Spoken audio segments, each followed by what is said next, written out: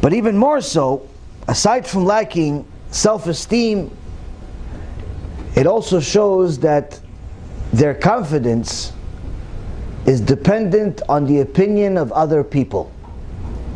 This, although it's very common, that people do care about what other people think, it's very common, it makes you normal, it's a sad state of affairs. It's a sad existence. Why? If you spend your whole life caring about what people think of you, and that's going to influence your behavior, then it's only a matter of time before you arrive at a state of depression, realizing it is impossible to make everyone happy. Why? You're going to try to make such and such happy. So you're going to do whatever it is that he wants you to do. But now, after you do what he wants you to do, you realize that what she wants you to do is different than what he wants you to do. So now you're going to say, okay, maybe I'll balance. I'll do a little bit what he wants me to do, I'll do a little bit of what she wants me to do, and that way, I'll make both of them happy. Guess what? Somebody else in your life is going to say, I can't believe you're doing this. I can't believe you're doing this to me. Why'd you do this to me? What did I do? Oh, you're doing what he said. Oh, that's not what you want? And you realize she doesn't want, he doesn't want. Somebody's always unhappy with you. Somebody's always going to tell you that whatever it is that you're doing is wrong. And if your happiness is going to depend on everybody else's opinion, it's only a matter of time before you realize that you've spent your whole life trying to make everybody happy except yourself. So even if you've succeeded making this one happy and that one happy, you forgot about what makes you happy. And even more so, you forgot about what makes a Kadosh Baruch Hu happy. Now, a normal soul will always have what makes her happy is what makes a Kadosh Baruch Hu happy. Why? Because they're connected.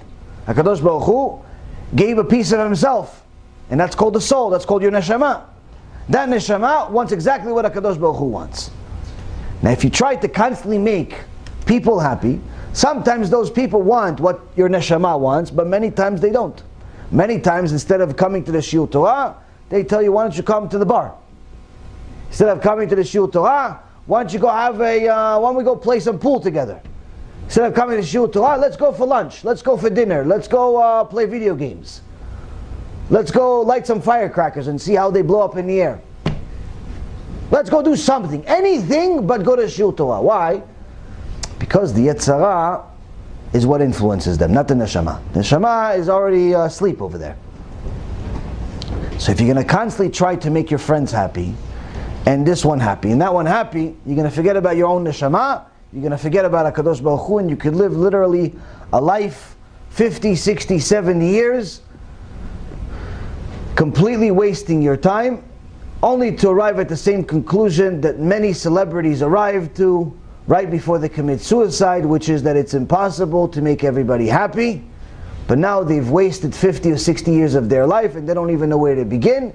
And that's why you see that many of these celebrities, even though they seem like they have the life everybody else wants, they have $100 million, they have the cars, they have the houses, they have the wife or wives, and husband or husbands, and kids with every one of them, just to make sure you fulfill your obligation with every community.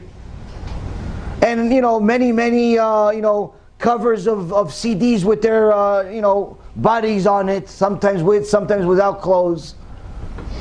And many movies that say, oh yeah, this movie was a blockbuster because of such and such actor. But then you see the such and such actor hung himself like many of them do, or killed himself in some unusual way. And you ask yourself, why? Why'd you hate yourself so much that you hung yourself with a belt? Like that comedian did a couple years ago. Robin Williams. He thought that his problems will end by killing himself. Same thing from like the lead singer of Linkin Park. Left 5, 6 kids and 2 or 3 wives. He thought his problems will end because he died. Or like the guy that also killed himself was a famous chef, but had a TV show, something with Borders or something.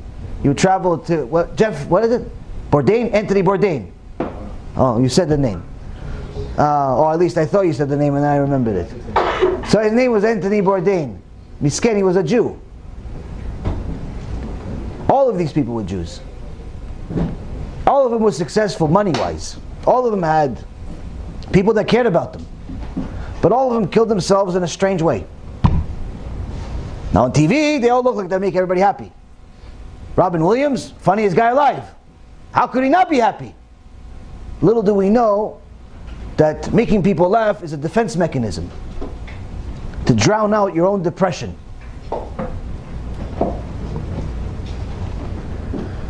How come? Why don't they just, if they didn't like their career, why don't they just quit? If they didn't like their life, why don't they just fix it? Because they figured that they've spent already 50, 60 years achieving all the things they wanted to achieve. Now they've achieved them and they're still not happy.